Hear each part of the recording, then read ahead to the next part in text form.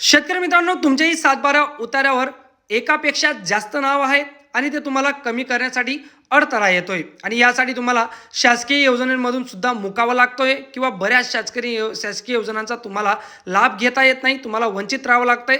तर राज्य सरकारच्या महसूल विभागाने एक महत्त्वाचा निर्णय घेतलेला आहे. तर सहधारक शेतकऱ्यांसाठी मोठा निर्णय राज्य सरकारने घेत जमीन महसूल कलम 85 खाते विभाजन मोहीम राज्यात राबवली जाणार आहे. याच्याने काय होणार आहे, तर आता खाते विभाजन करणं अत्यंत सुलभ आणि सोयीस्कर होणार आहे. त्यामुळे ह्या मोहिमेचे जास्तीत जास्त शेतकरी मित्रांनी लाभ घ्यायला पाहिजे. तुम्हाला माहिती आहे की मित्रांनो, अनेक शेतकरी मित्रांचं सामायिक खातं आहे, म्हणजे एका उतार्यावर अनेक असे नाव आहेत. त्याने काय होतंय, तर त्या शेतकरी मित्रांना जो शासकीय लाभ असतो, तर तो शासकीय लाभ घेण्यासाठी अनेक अडथळे निर्माण होत असतात.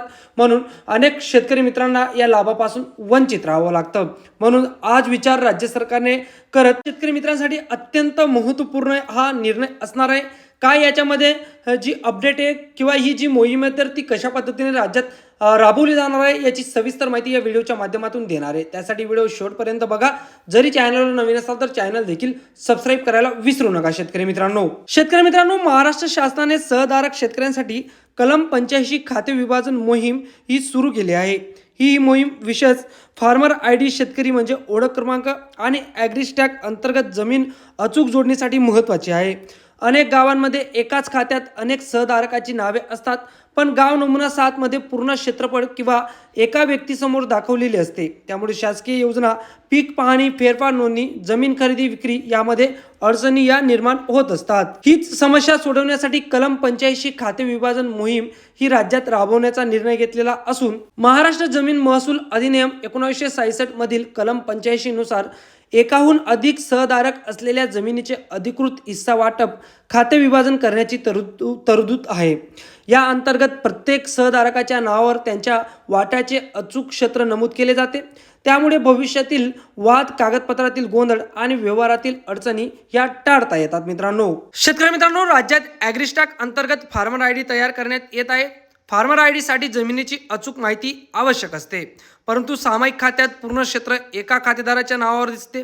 सर्व सहधारकांसाठी समान क्षेत्र दाखवले जाते आणि व्यवहार करताना अडचणी येतात. या अडचणी दूर करण्यासाठी कलम 85 खाते विभाजन मोहीम ही अत्यंत महत्त्वाची आणि उपयुक्त ठरणार आहे. आता कोणत्या शेतकऱ्यांसाठी ही जी मोहीम आहे, तर ती अत्यंत महत्त्वाची ठरेल, तर एकाच 7-12 उतार्यावर अनेक नावे असलेले सहधारक, त्यानंतर वारस हक्काने जमीन मिळालेले कुटुंब, फार्मर ID तयार करताना अडचण येणारे शेतकरी आणि जमीन विक्री खरेदीची तयारी करणारे नागरिक. आता ही मोहीम राज्यात कशा पद्धतीने राबवली जाणार आहे, तर महसूल विभागाच्या आदेशानुसार तालुका व मंडळ स्तरावर कॅम्प आयोजित केले जातील. नागरिकांना लेखी व सार्वजनिक आवाहन केले जाईल. निश्चित नमुन्यात अर्ज करणे आवश्यक असेल.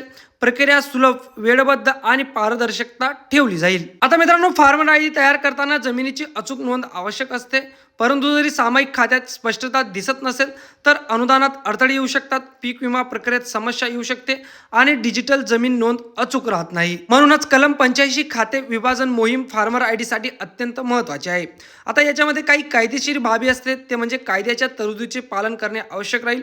सर्व सहधारकांची माहिती पडताळणी करणं गरजेचं राहणार आहे आणि वादग्रस्त जमीन असल्यास विशेष प्रक्रिया राबवली जाईल. आता या मोहिमेचे फायदे शेतकरी मित्रांना कशा पद्धतीने होणार आहे, तर जमीन व्यवहार सुलभ होतात, वारस हक्क वाद कमी होतात, शासकीय योजना थेट लाभ मिळतो, डिजिटल नोंद अचूक होते आणि फार्मर ID सहज उपलब्ध होते.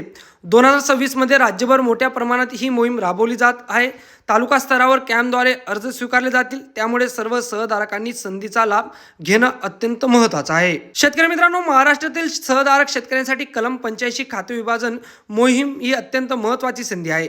फार्मर ID, ॲग्रीस्टॅग आणि भविष्यातील जमीन व्यवहार सुरळीत करण्यासाठी खाते विभाजन आवश्यक ठरत आहे. जर तुमच्या 7-12 उतार्यावर अनेक नावे असतील तर विलंब न करता अर्ज करा. योग्य कागदपत्रांसह प्रक्रिया पूर्ण केल्यास भविष्यातील अनेक अडचणी तुम्हाला टाळता येतील.